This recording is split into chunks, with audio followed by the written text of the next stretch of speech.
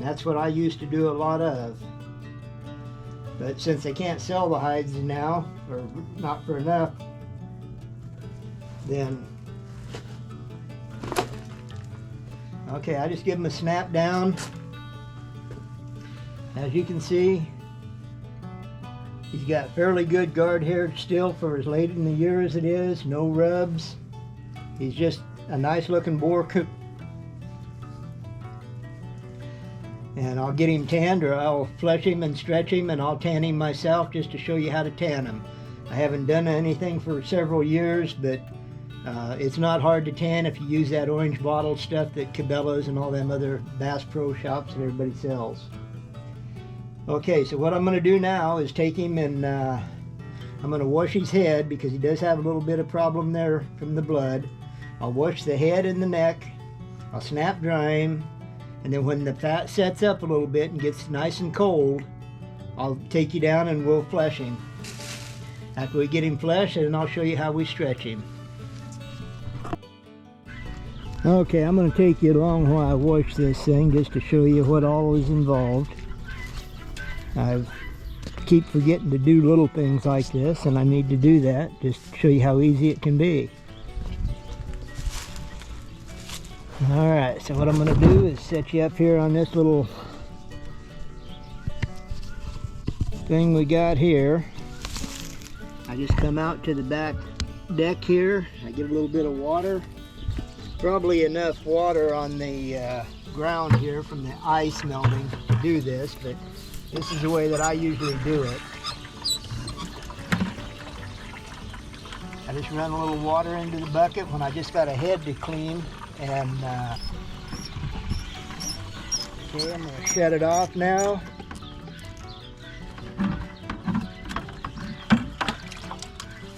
Set my bucket up there.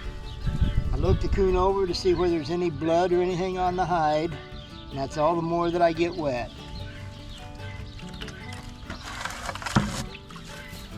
I don't know if you can see in there or not, but there's just a little bit of water in there, enough to get it where it's submerged.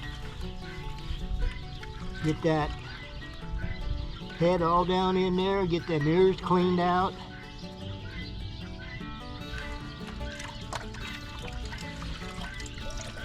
And then what I do is I just squeeze it down like that. And then we'll go out here. I got enough. And snap drying, just like you would a towel.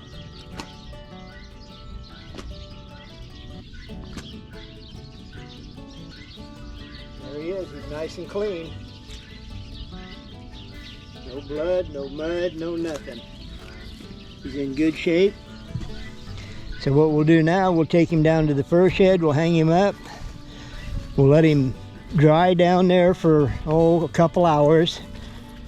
Today it's going to get pretty warm, and they're calling for highs up in the 50s already here in January, which is unusual to say the least.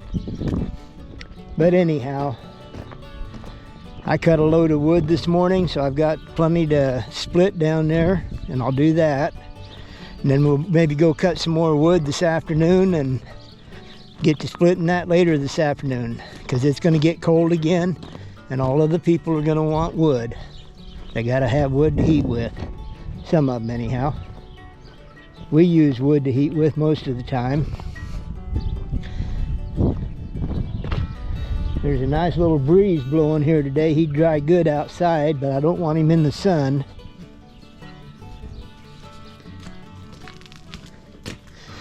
So we'll take him into the fur shed here, and we'll hang him up on a nail and put a fan on him. And he'll dry, and like I said, within an hour or two he'll be good and dry. The fat will start to congeal a little bit. It'll make it so that he fleshes a little easier.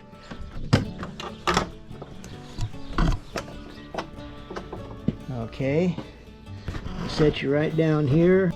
We're going to hang this coon up here. Oh, let's hang him right here. He's a nice looking coon, all things considered. Considering he ain't worth a whole bunch, but that's okay. He's a nice looking coon nonetheless. Once we get him all fleshed and stretched and dried, he'll be a lot nicer looking. Alright, so what I'm doing now is turning the fan so that it hits on his head as much as possible.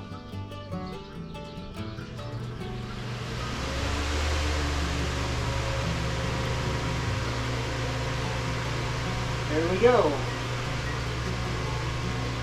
Just hold my hand up here as I come up. I can feel it coming towards his head. It's just a nice gentle breeze there. It isn't real hard. It's not real dramatic, but it is what is needed to get him dry. Once he's dry, we'll get stretchers out here and we'll flesh him. There's my fleshing beam over here.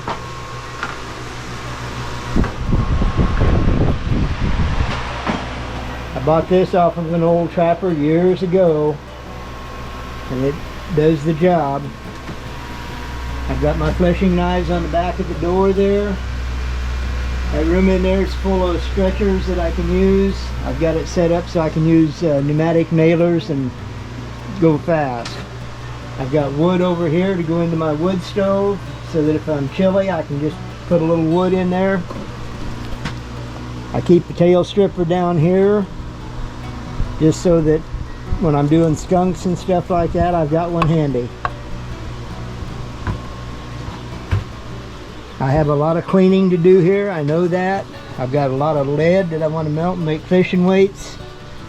Plan on doing a little fishing this year. A lot of fishing, actually. And I guess that will just about do it for right now.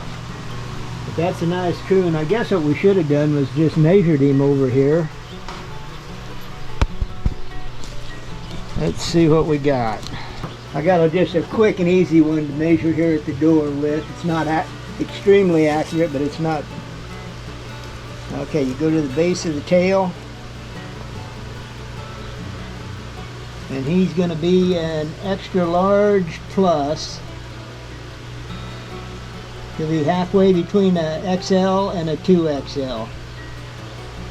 So, he's not real big, but he's not real small. We'll hang him back up over here where he was at. We'll let that head dry out, and then we'll come down here and we'll flesh this bad boy. Take these gloves off because we're done with that for a while now.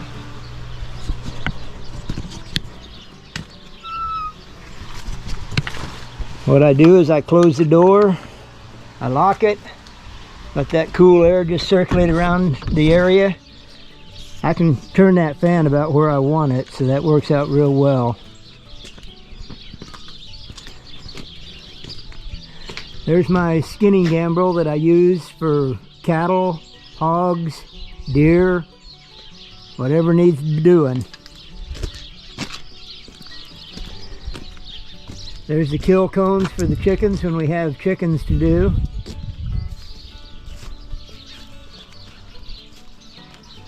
Got a couple cast iron pots. One of them's got the bottom knocked out of it. We had a UPS driver, or a FedEx driver. He got hooked up over on this old wellhead here, and when he came off, his back end slid over and busted the bottom out of it. He said, well, what do I owe you for that? I said, you ain't got enough money to pay me for that, pal. That came from a real old gentleman who's long gone and was a good friend of mine.